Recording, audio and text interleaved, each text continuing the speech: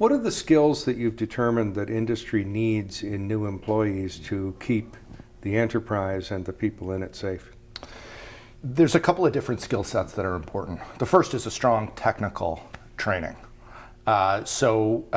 Industry recognized certifications are available, and it's important to deliver those to students quickly and effectively so that they can join the workforce. The other important part of training students and folks who are going into the cybersecurity sector is delivering business skills, including communication skills, risk analytics, analysis skills, and different kinds of business skills that are commonly taught at a business school in addition to the technical skills. So what we're finding and what we're delivering is a combination of technical skills and business skills. And what's the origin of this partnership that Ryerson is involved in, and how many people have you produced? Yeah, so when the Rogers Cybersecure Catalyst was first created about 18 months ago, we went out to government and the private sector and asked them what they were looking for from a university-based cybersecurity sector. And what they said is that they wanted training, so new personnel, commercial acceleration, support for applied research and development, public education, and policy work. So that is what we are delivering to the public and private sectors because it responds exactly to what they've asked for. In respect of training, we are partnering with the Government of Canada, Rogers, and RBC to deliver 20-week cybersecurity courses to women, new Canadians, and displaced workers. We will graduate 640 learners from these three streams over 4 years.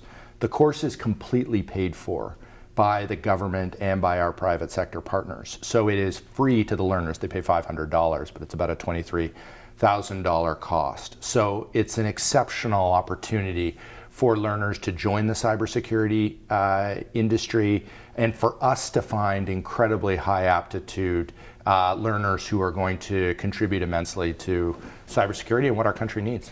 And why not to men who aren't displaced? Yeah, well, we are. So we are delivering the training to men who are displaced from legacy sectors as well as women who are displaced from legacy sectors. But we have a specific cohort just for women.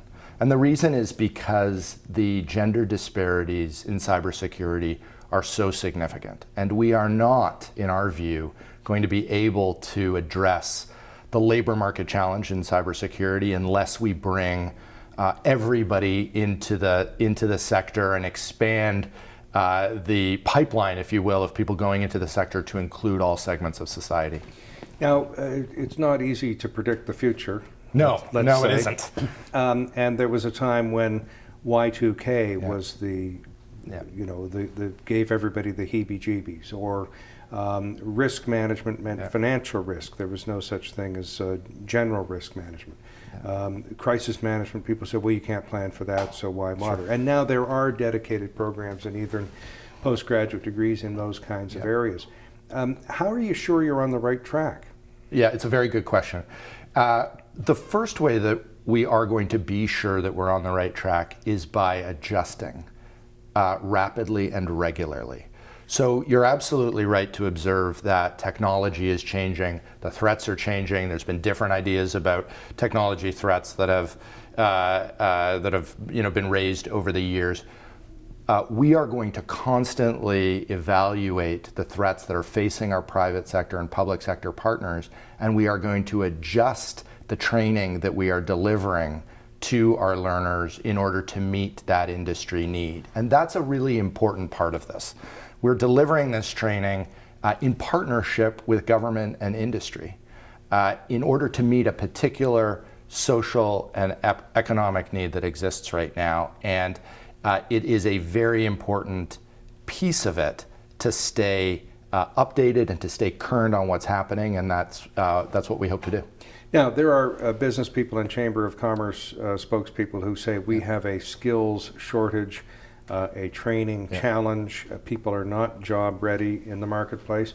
Anecdotally, I run into people who in government who say, gee, we don't want somebody with a political science degree. I mean, that's kind of like basket weaving, and I'm a little wounded because that was my first degree. We want English. We want communication skills. We want the ability to write and think and read quickly and collate a document. It sounds to me like you're onto that. Yeah, we are, and I would say, as somebody who enjoys political science, that I think that captures all of the pieces that you've just described. But I think that's absolutely right.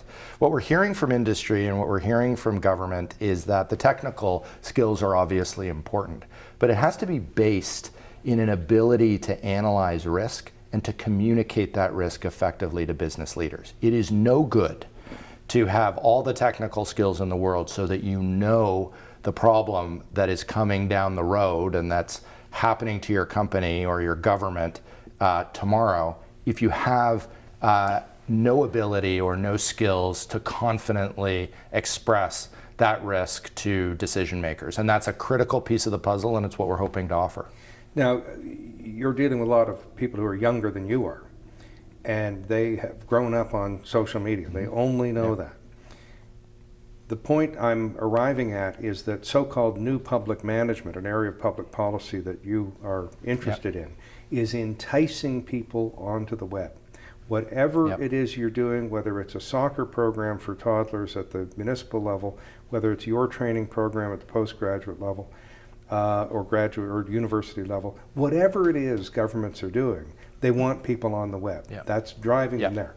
This, to me, has an inherent danger in it. Yes. Because all those pictures, all that personal data, all that tweeting, even of lunches, where I go to lunch, all that nonsense that we engage in social media, plus the good stuff, the more substantial stuff, is also a vulnerability. And I'm not sure governments have addressed the fact that they are at least putting people in the ballpark of vulnerability by all this use of this technology. What's your view on that?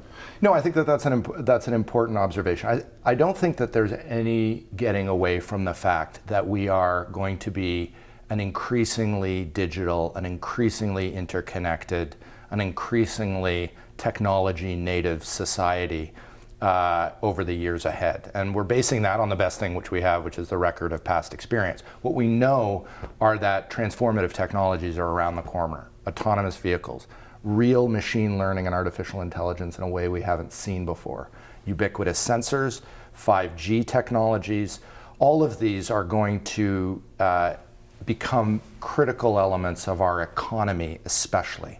So in order for our country to compete effectively and be a high value add, highly skilled, relatively high wage jurisdiction, we are going to need our citizens to live and work in that digital world. Does it come with risks? It absolutely does. And those risks have to be mitigated and they have to be managed, but they'll never go away. And so when we're going to live, work, and play in this new digital world, there are going to be risks, and that's what this conference is about. Now, as you look at your crystal ball, the people who say artificial intelligence 2.0 is going to be here within a few years. There are others who say it's going to be here in 100 years. There are those who say it's going to do all the rotten work for us, so we're going to have a glorious lifestyle. Others are going to say they're going to take over and we're all going to be slaves. Well, those people aren't here. What do you say about that? It's a very, very tough thing to try to predict the future. I think we can speak with a certain amount of confidence about the speed of transformation. So I can't be confident in predicting particular technologies. I can't tell you if quantum computing, for instance, is going to destroy modern cryptography in the way that people think. I don't know if that's going to happen or not. What I can tell you is, with a certain amount of confidence, is that the pace of technological change is going to increase, and that we are going to see new and ever more influential technologies being introduced into the market and into society faster and faster and faster. And those are going to come with new risks that are also being created faster and faster, and we have to be ready for that. So I don't have a crystal ball, but I do have a sense of the speed and velocity at which our society is moving, and I think we're right about that. And interestingly enough, Alvin Toffler wrote a book predicting just that, or observing just that, future shock, that things are developed much more quickly and are shocking. I remember reading that as an undergraduate in '73, and it felt like it was 30 years before that became true. That all of a sudden there is a video phone. There are portable phones. There are things in our everyday lives that are that were shocking when they were introduced. So I always wonder how quickly this stuff does really happen. Yeah, it's interesting. I mean, and I'm not here to say that you're necessarily wrong. Some things may happen more slowly than we predict. Some things may happen more quickly than what we predict. It was interesting, one of the observations that was made this morning by some of the speakers, which is that 90% of the data in the world was created in the last 2 years. So that is a fundamental change in society. Which is, I think, a version of something Marshall McLuhan said. Right, sure. And so it's always been shocking and overwhelmingly present and now and so on. Yeah, but And listen, I think that there are historical precedents that we can look back to, and I think that that's an important thing for us to do, to look back at technology change and understand how it's impacted society, and to draw lessons from that we can apply today. So I'm not saying that what's happening in the world is necessarily without precedent. What I am saying is that it is extremely important. It carries incredible opportunity for economic prosperity of our economy and our society, and it carries with it enormous danger. And in order to meet both that opportunity and that challenge, we're going to have to talk a lot about what's happening and be very clear with each other about what we're seeing. A Northwestern University professor, Robert J. Gordon, has written a 740-page book called The Rise and Fall of American Growth, keyword in it being fall. His theory is, and based on excellent research, between 1870 and 1970, there were the developments of such things as the internal combustion engine, automation, hooking up homes to the grid, power, light, etc. He said that's not going to happen again. And the jolt that the internal combustion engine gave to the GDP was about a 35-year jolt, high tech, 8 years. He also says there are a lot of headwinds in front of us. Student debt, regulation, environmentalism, meaning fixing the environment, and other such things. Now, I didn't ask you to read the book before I met you, but any views on that kind of pessimism? Well, I think it's an important corrective to the cyber utopians who propose a perfect society based on technology, which I think is is obviously unlikely and not something that I would condone. So I think that there's a balance to be struck in our thinking. I think that it's not likely to be as good as we expect, and it's not likely to be as bad as we anticipate. I think climate change is a fundamental issue, and the end of the carbon economy is something that we are going to have to manage effectively in contemporary economies. It has to happen. We know that it does. Lots of countries are preparing for it. So that, in terms of influencing economic development in this way, I think would be quite important. But we believe that technology is advancing. We think it's advancing quite quickly. We think we understand some of the ways that that's happening. And the best that we can do is prepare people to meet those challenges and prepare them to meet new challenges that we haven't detected yet. So we want to graduate learners out of our program who have technical expertise, yes, but have an agility of thought that allows them to meet challenges, technology challenges, cybersecurity challenges that we have not considered. Well, glad you're doing it. Good stuff. Good thoughts. Any final thoughts? I think it's an incredibly important moment.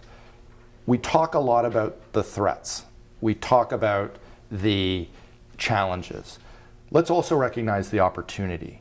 Canada, Ontario, Brampton, we can be global leaders in cybersecurity. It will be one of the most important industries in the world going forward. And we have an opportunity to participate in a really important way in that economy and in that sector, and I think that's incredibly exciting. So while we manage the threats, while we talk about the challenges, let's not lose sight of the opportunities that are there, and let's reach out and grab them.